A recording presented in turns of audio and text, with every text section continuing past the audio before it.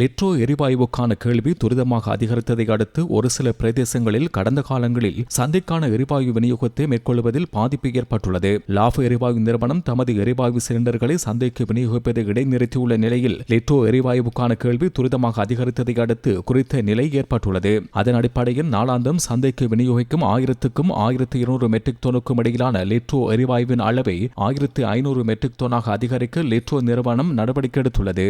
ஒரு சில வர்த்தகர்கள் வீட்டு பாவனைக்கான எரிவாயு சிலிண்டர்களை பதுக்குவதாக தகவல்கள் வெளியாகியுள்ள நிலையில் அவ்வாறான வர்த்தகர்களுக்கு எதிராக சட்ட நடவடிக்கை எடுக்கவுள்ளதாக நுகர்வோர் அதிகார சபை தெரிவித்துள்ளது. நாடு முழுவதும் எரிவாயு விநியோகத்தை உயர்ந்த மட்டத்தில் முன்னெடுக்க லிட்ரோ நடவடிக்கை எடுத்துள்ள நிலையில் 3700 மெட்ரிக் டன் எரிவாயுடன் குட்வெல் கப்பல் நாட்டுக்கு வருகை தந்துள்ளது.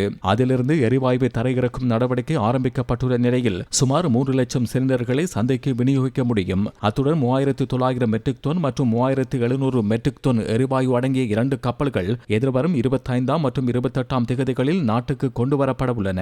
அதன் அடிப்படையில் எவ்வித தட்டுப்பாடுமின்றி சந்தையின் கேள்விக்கு அமைய எரிவாயுவை விநியோகிக்க லிட்ரோ நிறுவனம் நடவடிக்கை எடுத்துள்ளது. நாட்டின் பெரும்பாலான பகுதிகளில் எரிவாயு விற்பனை நிலையங்களில் எரிவாயு கிடைக்கப்பெறுவதாகவும் வழமை போன்று விநியோகம் இடம்பெறுவதாகவும் சுட்டிக்காட்டப்பட்டுள்ளது.